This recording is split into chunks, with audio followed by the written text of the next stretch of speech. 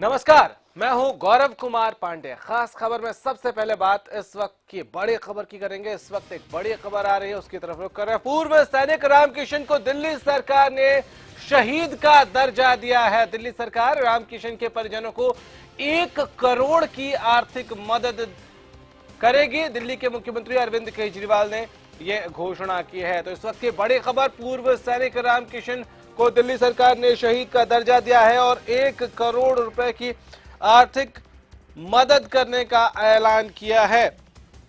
तो आपको बता दें कि OROP यानी कि 1 रैंक 1 पेंशन को लेकर, अपनी डिमांड्स को लेकर ये लोग प्रदर्शन कर रहे थे, धरना दे रहे थे और उसी बीच जहर खाकर रामकिशन जो पूर्व सैनिक हैं उन्होंने आत्महत्या कर ली। और उसके बाद सियासत का उफान देखिए, सियासत का उबाल देखिए, कैसे इस सैनिक की मौत पर सियासत आपको साफ नजर आएगी कि एक पॉलिटिकल पार्टी के लोग ये कोशिश कर रहे हैं कि ज्यादा से ज्यादा अपनी वहां उपस्थिति दर्ज करा सके। राहुल गांधी से लेकर अरविंद केजरीवाल तक सभी आखिरी विदाई देने के लिए यहां पहुंचे। अच्छी बात है कि किसी सैनिक के या पूर्व सैनिक की आखिरी विदाई में आप पहुंच रहे हैं। बहुत सारे सवाल लेकिन उठते हैं साहब कि जब आप इस सैनिक के आखिरी विदाई में पहुंचे हैं तो आप उन सैनिकों की आखिरी विदाई में क्यों नहीं पहुंचते हैं जो देश के लिए शहादत जो देते हैं। हालांकि शहादत किसी की कम नहीं होती है, कंपैरिजन नहीं किया जा सकता है किसी की भी मौत का, लेकिन ये सब कुछ न कुछ तो इशारा करते हैं, कुछ न कुछ प्रश्न तो उठाते हैं कि आखिर ये राहुल गांधी से लेकर केजरीवाल तक क्या सिर्फ इसलिए पहुंचे हैं वहां क्योंकि वो इससे गमगीन हैं, वो वहां अपने कंडोलेंस देने गए हैं। राजीव सिंह हमारे साथ, हमारे आउटपुट हेड इस वक्त फोन लाइन पे हैं। राजीव जी, एक बात बताइए कि आखिर राहुल गांधी से लेकर केजरीवाल तक का वहां पहुंचना क्या सिर्फ इसलिए है क्योंकि ये आहत है इस मौत पर? देखिए गौरव, ये कहना मुश्किल है। सियासत में जो दिखता है वो होता नहीं है आमतौर पर, और सियासी आंसू कितने असली हैं ये कहना भी बड़ा मुश्किल होता है। जिस तरह से भिवानी में मामला, गांव में जो जमावड़ा लगा सियासत का, सियासी नेताओं का, एक तरफ गांव में मातम है, एक तरफ पूर्व फौजी, पूर्व सैनिक के घर में लोग जो है वो गमगीन है, दूसरी तरफ आप देखिए एक सियासी जलसा बन गया। जिस तरीके से दिल्ली से पूरा घटनाक्रम शुरू हुआ, राहुल गांधी जब पहुंचे राम मनोहर लोहिया अस्पताल, वहां पर जिस तरीके से उनको रोका गया, और उसके बाद ये पूरा जब सियासी मजमा लगना शुरू हुआ, अरविंद केजरीवाल आम आदमी पार्टी के नेता पूरे अपने लाव लश्कर के साथ सड़कों पर उतर आए। उसके बाद आज कल रात तक अरविंद केजरीवाल को मिलने नहीं दिया गया था। कल देर रात अरविंद केजरीवाल को थाने से हिरासत से छोड़ा गया था, लेकिन आज वो अंतिम संस्कार में शामिल हुए।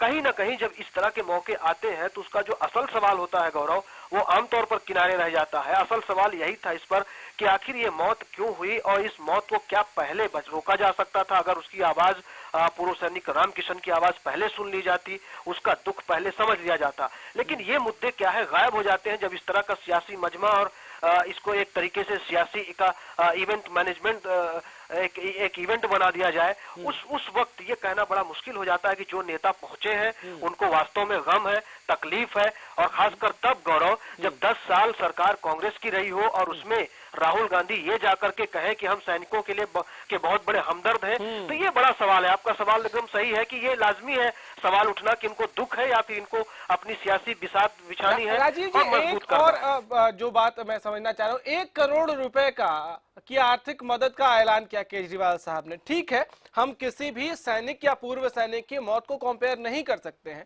लेकिन यही आंसू, यही तकलीफ, यही इनकी मौजूदगी और यही 1 करोड़ का ऐलान तब क्यों नहीं होता है जब कोई सैनिक सेना के साथ जुड़कर बॉर्डर पर अपनी जान न्यौछावर कर देता है अपनी मातृभूमि की रक्षा के लिए।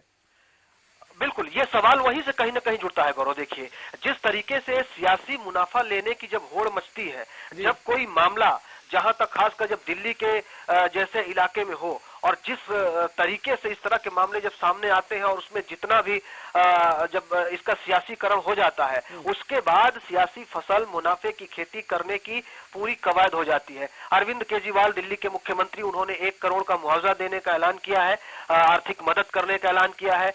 इसके अलावा दिल्ली सरकार ने रामकिशन को शहीद का दर्जा देने का भी फैसला किया है। तो ये फैसले आप सीधे तौर पर जो कह रहे हैं वो एकदम सच्चाई यही है कि ये सियासी नियत से ही लिए जाते हैं। इसके अलावा बहुत सारे जवान सीमा पर, सरहद पर शहीद होते हैं।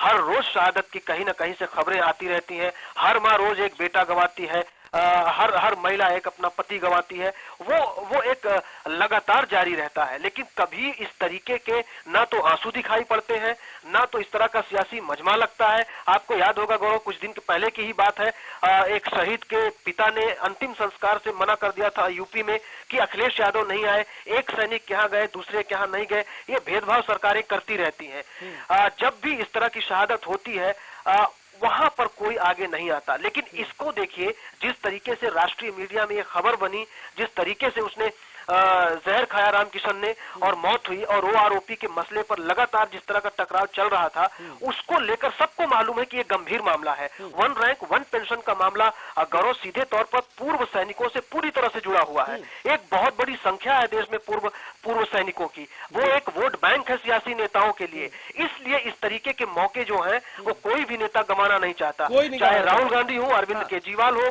या फिर बीजेपी के नेता हो, जो अब कहीं ना कहीं इस पूरी जो एक लहर उनके खिलाफ चल पड़ी है उसको मैनेज करने की कोशिश में लगे हुए हैं। गौरव, राजीव जी एक बात बताइए कि ये जो पूरी परिस्थिति है और ये जो पूरी परिस्थिति बनी और बनाई गई दोनों, क्या ये बीजेपी को लाकर कहीं ना कहीं बैकफुट पर नहीं खड़ा कर देती है? और बीजेपी के लिए पैचवर्क बहुत ज्यादा जरूरी हो गया। हालांकि उन्होंने बहुत मास्टर स्ट्रोक खेला था, पहले चुनाव में वादा किया, उसके बाद ओआरओपी पे एक हामी भी भर दी, हालांकि उसमें क्लियरेंस नहीं हुआ, बहुत चीजें उसमें अभी भी बहुत क्लियर नहीं हो पाई है, इसी को लेकर विरोध चल रहा था। तो जो मास्टर स्ट्रोक खेला था वहां से लेकर बैकफुट पर अब ये जो सफर बीजेपी का है वो बहुत पीछे लेके आता है उनको इस मसले पर।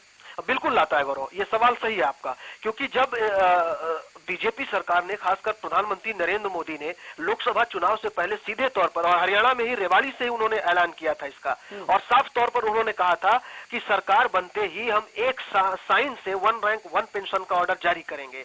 और उसके बाद आते ही सरकार में पहले तो बड़ी मुश्किलें दिखाई पड़ी, लेकिन बीजेपी सरकार ने 1 रैंक 1 पेंशन लागू करने का दावा कर दिया।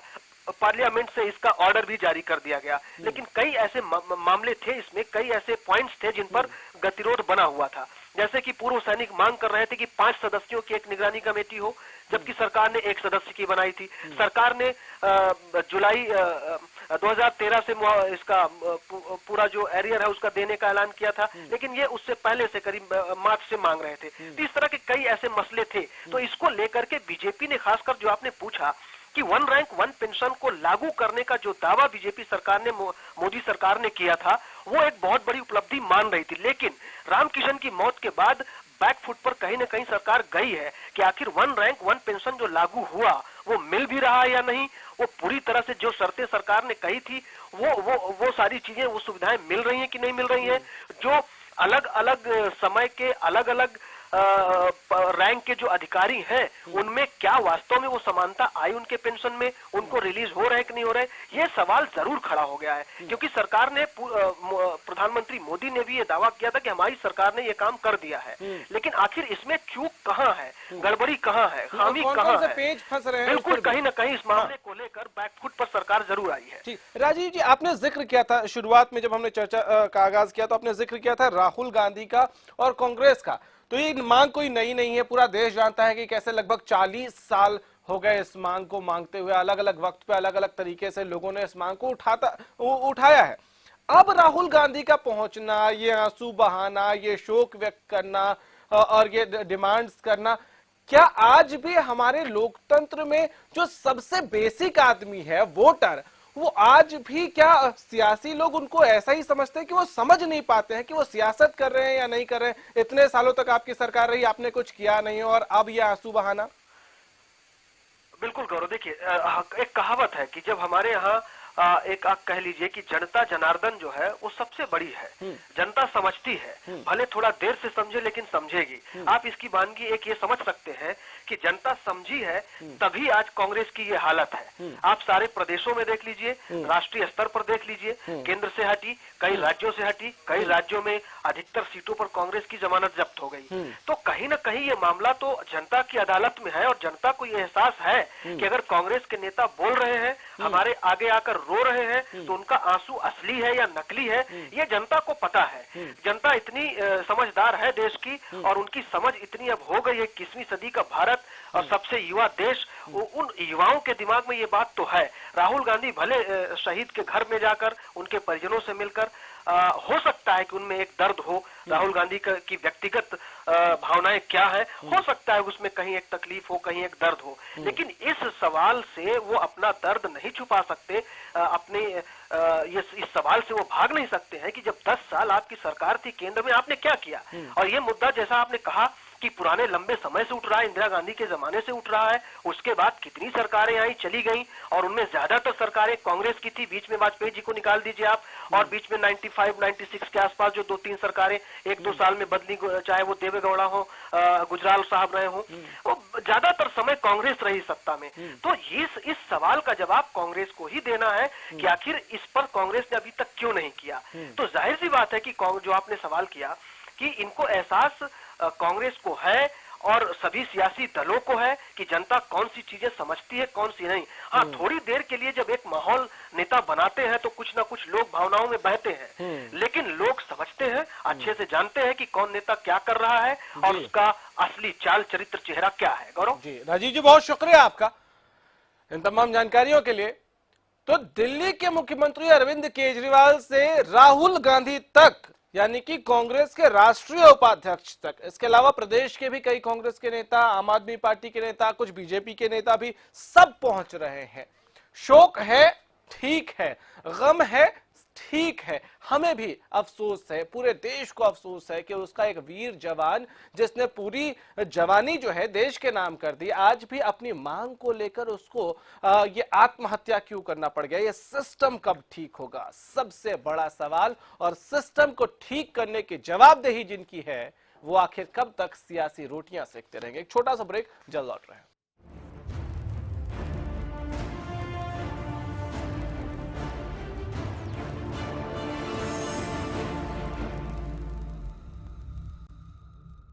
यदि आप अपने शहर में लालवट संस्थान से जुड़ना चाहते हैं, तो अब लालवट संस्थान द्वारा तैयार किया गया लालवट तेल के लिए हर शहर में अपने डीलर बना रहा है, ताकि गुरुजी द्वारा बताए गए असली लालवट तेल बाजार में मिल सके।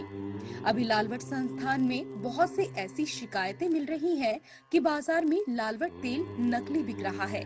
इसीलिए इसे रोकने के लिए लालवट संस्थान अपने हर शहर में डीलर बना रहा है। यदि आप लालवट संस्थान की डीलरशिप लेना चाहते हैं, तो आप अपने शहर में लालवट संस्थान की डीलरशिप के लिए बात कर सकते हैं। ये कदम लालवट संस्थान द्वारा इसलिए उठाया गया है ताकि शहर में नकली लालवट तेल को बिकने से रोका जा सके। आप असली लालवट तेल खरीदते समय देख लें कि डब्बे पर और बोतल पर लालवट संस्थान आयुर्वेदा प्राइवेट INT लिखा हो। डीलरशिप के लिए संपर्क करें। हरियाणा कौशल विकास मिशन से जुड़ के मैंने ब्यूटी पार्लर की ट्रेनिंग लेके आज मैं अपने सुपने में नए रंग भरन लाग रही हूँ। मैं गणपत डाली क्या नास हूँ, लेकिन हरियाणा कौशल विकास मिशन से जुड़कर मैंने प्लम्बर का काम सीखा और आज उसे के बदौलत हमारी रोजी रोटी चाल रही से। गरीबी के चलते मैंने पढ़ाई बीच में छोड़नी पड़ी। फिर मेरे समझ नहीं आ रहा था कि मैं क्या करूं। फिर मैंने हरियाणा कौशल विकास मिशन के बारे में मेरा पाटा, वहाँ मैंने टीवी मैकेनिक की ट्रेनिंग ली। फिर तो मेरी जिंदगी में चांदना सा हो गया।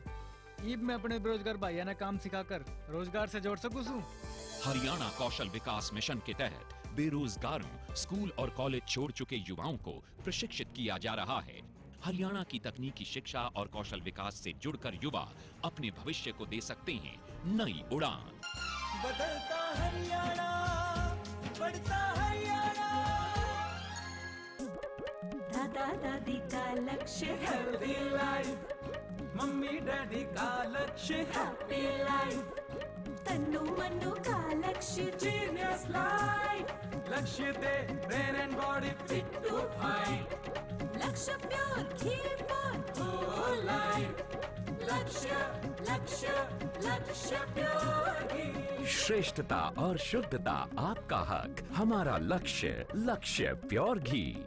गर्म पकौड़े रह गए छोटा कोई काम नहीं जो लगन से करे वो पूरा, बड़े बड़े सपने हो पूरे कोई न रहे अधूरा, जो भी कर जी जान से कर खुशियां भी होगी बारिश। जीवन के सफर में जी जान लगा देने वालों का फोन जीवी।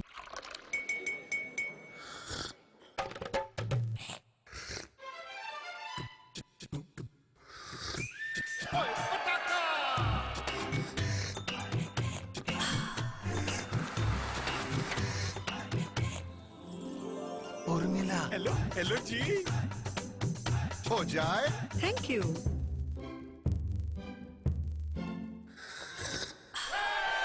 पताका चाय, पताका चाय, गजब का स्वाद। स्मूथ ड्राइविंग के लिए पेश है एडवांस तकनीक से निर्मित एराबॉल लुब्रिकेंट्स। इंजन में ताकत लाए, माइलेज बढ़ाए। एराबॉल लुब्रिकेंट्स, इंजन में भर दे दम। सिरसा में अब खत्म हुआ अंतर्राष्ट्रीय स्तर की शिक्षा का इंतजार। MDLR ग्रुप लेकर आए हैं MDK इंटरनेशनल स्कूल। हरियाणा के हरित क्षेत्र सिरसा में विश्व स्तरीय शिक्षा की खास पहचान। MDK international school Cambridge university London से जुड़े सिरसा के इस पहले रेसिडेंशियल कम डे बोर्डिंग स्कूल के डायरेक्टर हैं कैम्ब्रिज एग्जाम्स के आकलनकर्ता मिस्टर लॉरेंस फ्रे। विश्व स्तरीय शिक्षा के साथ MDK स्कूल में है एयर कंडीशन कैंपस और दूसरी आधुनिक जरूरी सुविधाएं, पुस्तकों से परिपूर्ण लाइब्रेरी और एक स्पेशियस कैफेटेरिया जिसमें बच्चों के लिए मिलेगा हेल्दी खाना। MDK इंटरनेशनल स्कूल की विश्व स्तरीय खेल एवं अन्य सुविधाएं आपके बच्चों का स्वास्थ्य एवं चहुमुखी विकास सुनिश्चित करती हैं। तारकेश्वरम धाम के नजदीक रानिया रोड सिरसा में। अधिक जानकारी के लिए संपर्क करें।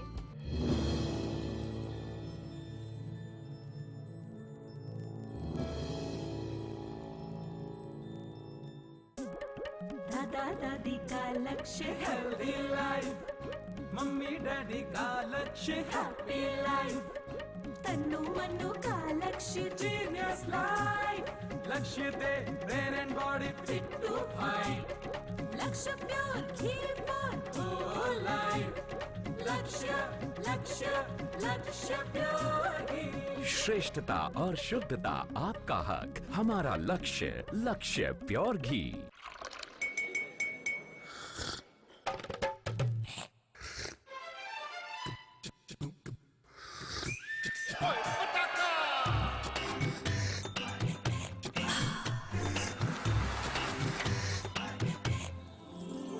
उर्मिला, हेलो हेलो जी, हो जाए। Thank you.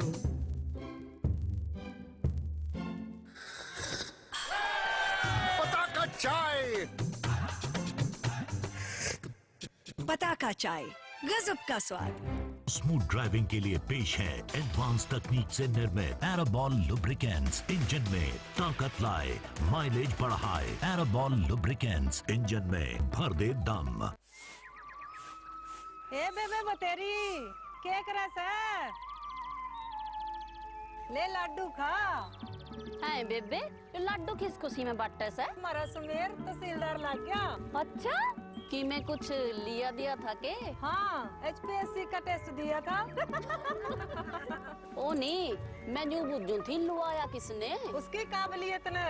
मेरा मतलब बिना पिस्से बिना सिफारिश नौकरी लागी किकर। पहला था लोगों के किले बिक जा करते इतनी बड़ी नौकरी खतर। यूरोप काटा मुख्यमंत्री मनोहर लाल ने।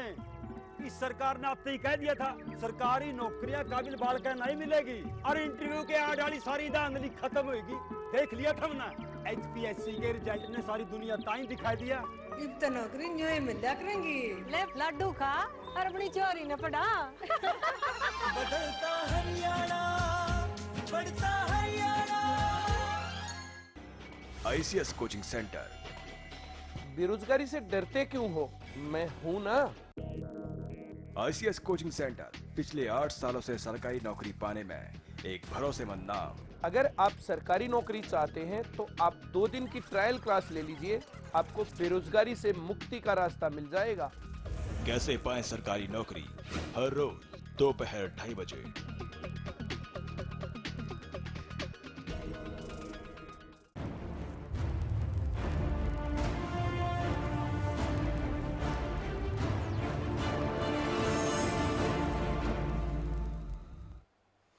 ब्रेक के बाद स्वागत है आपका। जिसने पूरी जवानी मातृभूमि की रक्षा के लिए अपना देश के नाम कर दिया, उसको उम्र के एक पड़ाव पर आने के बाद अपने हक की मांग अपने देश से, अपने देश की सरकार से, अपने सिस्टम से करने के लिए जब उसकी आवाज नहीं सुनी गई तो उसने एक धमाका किया और अपनी जान दे दी। आखिर ऐसा मौका क्यों आया कि एक पूर्व सैनिक को अपनी बात, अपनी आवाज सरकार तक पहुंचाने के लिए अपनी जान देनी पड़ी? आखिर हमारे देश के इस लोकतांत्रिक व्यवस्था में आखिर वो कौन सी कमजोरी थी जिस कमजोरी ने एक पूर्व सैनिक की जान ले ली? ये सवाल इसलिए बड़ा हो जाता है और आज ये सवाल और ज्यादा बड़ा हो जाता है क्योंकि आज जमघट लगा है। आखिरी विदाई देने के लिए हर सियासी दल के लोग वहां पहुंचे हैं, लेकिन यही लोग अगर उसके धरने पर जाके उसके साथ खड़े हो गए होते, या इनमें से कुछ लोग जिनकी पॉलिटिकल पार्टी देश पर कई सालों तक राज करती रही, अगर उनकी इसी मांग पर वो तब उनके साथ खड़े हो गए होते तो क्या आज ये दिन आता? आज के तारीख में जिस पॉलिटिकल पार्टी की सरकार है, बीजेपी की, जब उसने वादा किया था कि वो 1 रैंक 1 पेंशन लागू करेगी, तब, और जब उसने ये दावा किया कि उसने 1 रैंक 1 पेंशन लागू कर दिया, तब क्या उसने ये सोचा था कि उसकी इन पेचीदगियों में फंसकर एक पूर्व सैनिक को अपनी जान देनी पड़ जाएगी?